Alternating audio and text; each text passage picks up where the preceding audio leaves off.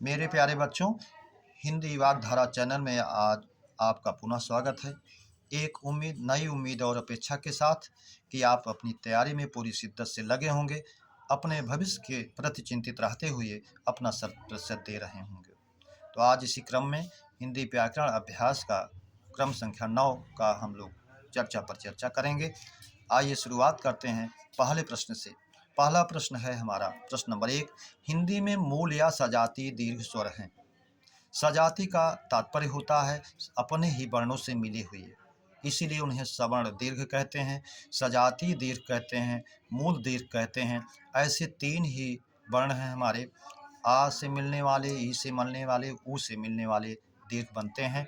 इसलिए हमारी संख्या 3 होनी चाहिए। विकल्प ए 4, विकल्प बी 3, तो हमारा विकल्प बी सही हो जाएगा। सी 5, डी 7 से कोई मतलब नहीं।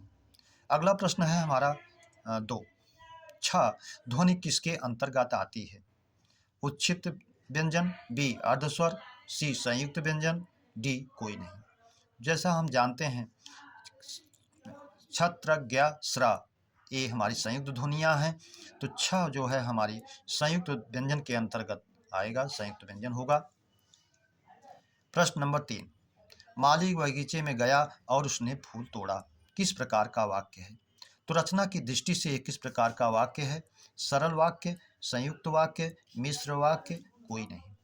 संयुक्त वाक्य जैसा जानते हैं दो कंजंक्शन से जुड़ा होता है, और एवं तथा या अथवा इसलिए अतः फिर भी तो नहीं तो किंतु परंतु लेकिन पर, ये सब इसके वाचक हैं। इसलिए हमारा ये संयुक्त वाक्य हो जाएगा, विकल्प बी हमारा सही हो जाएगा। प्रश्न नंबर 4। एक दंत में समास है। एक दांत है जिसके, ये भगवान गणेश की तरफ संकेत करता है। विकल्प ए अव्ययी भाव, विकल्प बी तत्पुरुष, विकल्प सी कर्मधारय, विकल्प डी बहुव्रीहि।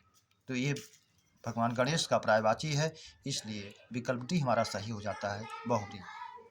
प्रश्न नंबर 5। सौंदर्य या सुंदरता में संज्ञा है। विकल्प ए जातिवाचक, विकल्प बी भाववाचक, विकल्प सी समूहवाचक, विकल्प डी द्रव्यवाचक। सौंदर्य और सुंदरता में संज्ञा है, तो ये जो है भाव गुण आदि को दिखाने के कारण ये जो है भाववाचक में जाएगा। सुंदरता, प्यार, ईमानदारी, बचपन, क्रोध आदि भाववाचक में जाते हैं, इसलिए ये भी भाववाचक संज्ञा का उदाहरण है। प्रश्न नंबर 6। प्रयागराज का हर 10वां प्रतियोगी सफल होता है में विशेषण। तो जैसा हम जानते हैं जो क्रम को दर्शाता है, पहला, दूसरा, तीसरा, चौथा, पांचवा, उसी तो क्रमवाचक में जाता है। आवृत्तिवाचक जो एक वस्तु से दूसरी वस्तु के आधिक्य का बोध कराता है, जिसमें गुना प्रायः आता है। समुदायवाचक जो समूह का बोध कराता है। अपूर्ण बोधक अपूर्ण संख्या का बोध कराता है। तो ये क्रम का बोध करा रहा है 10वां व्यक्ति, 10वां प्रतियोगी, इसलिए हमारा विकल्प भी क्रमवाचक सही हो जाएगा। प्रश्न नंबर 7। अशुद्ध वर्तनी वाला शब्द है। आनुषंगिक, अनधिकार, कवयित्री, दुरावस्था। तो आनुषंगिक, बी अनधिकार, सी कवयित्री, ये तीनों सही हैं। डी दुरावस्था गलत है, जिसको सही होना चाहिए दुह प्लस अवस्था के रूप में, तो दुरावस्था होना चाहिए था, इसलिए विकल्प डी हमारा अशुद्ध है। प्रश्न नंबर 8। गुरु ने ब्रह्मचारी को वेद पढ़ाया में मुख्य कर्म है। जैसा कि हम लोग जानते हैं जो कर्म क्रिया के पास होता है, जिसमें को वाचक चिन्ह नहीं दिखता है, वही मुख्य कर्म होता है। तो इस तरह से वेद पढ़ाना क्रिया के समीप है, तो वेद हमारा मुख्य कर्म हो जाएगा, विकल्प बी सही। प्रश्न नंबर 9। जैसी करनी वैसा फल में सर्वनाम है। विकल्प ए प्रश्नवाचक, विकल्प बी संबंधवाचक, विकल्प सी निश्चयवाचक, विकल्प डी नीचवाचक। जैसा हम जानते हैं दो सर्वनाम जब एक दूसरे का संबंध बतलाते हैं एक दूसरे से, तो संबंधवाचक है। यहाँ जैसा और वैसा होने के नाते विकल्प बी हमारा संबंधवाचक हो जाता है। प्रश्न नंबर 10।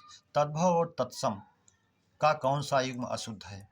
विकल्प ए हींग का हिंग, बी हुलास का उल्लास, महंगा का महार्घ, तीनों सही हैं। डी है साहू का साह, जबकि साहू का होता है शुद्ध साधु, इसलिए विकल्प डी हमारा सही हो जाएगा। प्रश्न नंबर 11। विलोम शब्द का अशुद्ध युग्म है। उच्छ्वास, जो श्वास ऊपर की ओर निकलती है, निश्वास जो नीचे की ओर निकलती है, सही है।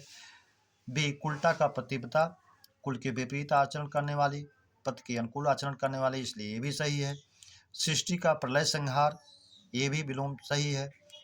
डी, लिप्त का संलिप्त, जो एक दूसरे के पर्याय हैं, इसलिए हमारा डी अशुद्ध हो जाता है। प्रश्न नंबर 12, भूरुह, तनोरुह, शिरोरुह, सरोरुह का अर्थानुक्रम में है। एक क्रम में जिनका अर्थ है वो विकल्प चुनिए। जैसा हम जानते हैं रूह का शाब्दिक अर्थ होता है तंतुओं के रूप में उत्पन्न होना, तो जिसमें भी उसको जोड़ेंगे उसमें उसके तंतु के रूप में उत्पन्न हुआ माना जाएगा। भूरोह जो पृथ्वी से उत्पन्न हुआ अर्थात वृक्ष, तनोरोह जो शरीर से उत्पन्न हुआ अर्थात रोएं, शिरोरोह जो सिर में उत्पन्न हुआ अर्थात बाल केश, और सरोरोह जो तालाब में उत्पन्न हुआ वो कमल। जिस क्रम में हमारा ये होगा वही हमारा सही होगा। विकल्प ए, केश कमल रोम पेड़, ये क्रम में नहीं है इसलिए नहीं है। बी, रोम केश कमल वृक्ष नहीं है क्रम में, इसलिए ये भी नहीं है। कमल केश रोम वृक्ष, ये भी नहीं है क्रम में, इसलिए ये भी नहीं है। विकल्प डी है, भूरुह का वृक्ष, भू से उत्पन्न होने वाला, तनोरुह शरीर से उत्पन्न होने वाला रोम, शिरोरुह सिर में उत्पन्न होने वाला बाल, सरोरुह तालाब में उत्पन्न होने वाला कमल, इसलिए विकल्प डी हमारा सही हो जाता है। प्रश्न नंबर 13, नग का अनेकार्थी है।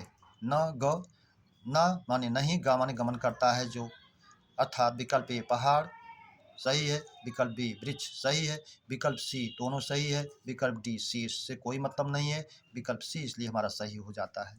प्रश्न नंबर 14, महेश ने सुरेश की संपत्ति हथियाली में क्रिया है।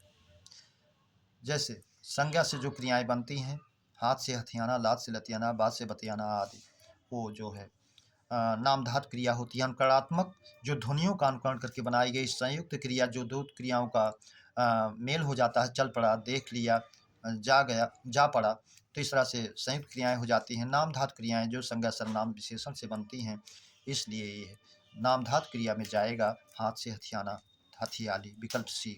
पूर्वकालिक क्रिया पहली क्रिया को समाप्त कर दूसरा करता है, तो पहली वाली में पूर्वकालिक, इसलिए नहीं है।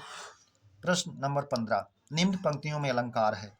चमचमात चंचल नयन, बिच घूंघट पट झीन, मानह सुर सरिता विमल, जल उछरत जुगमीन। विकल्प ए उपमालंकार, विकल्प बी उत्प्रेक्षालंकार, विकल्प सी भ्रांतिमान अलंकार, विकल्प डी संदेह अलंकार। मानव सुर सरिता, इसमें उत्प्रेक्षा का वाचक चिन्ह मिल रहा है और उसमें संभावना की जा रही है, इसलिए विकल्प भी हमारा सही हो जाता है, उत्प्रेक्षा अलंकार। मेरे प्यारे प्रतियोगी छात्रों, आज अभ्यास श्रृंखला 9 का क्रम भी समाप्त हुआ। इस उम्मीद के साथ कि इस चैनल में जो प्रश्न आपको हल किए जा रहे हैं, कराए जा रहे हैं, आपको बेहतर लग रहा हो, तो आपसे एक ही उम्मीद और अपेक्षा है, आप इस चैनल को सब्सक्राइब, लाइक और शेयर करें। धन्यवाद। अगली श्रृंखला के लिए फिर मुलाकात।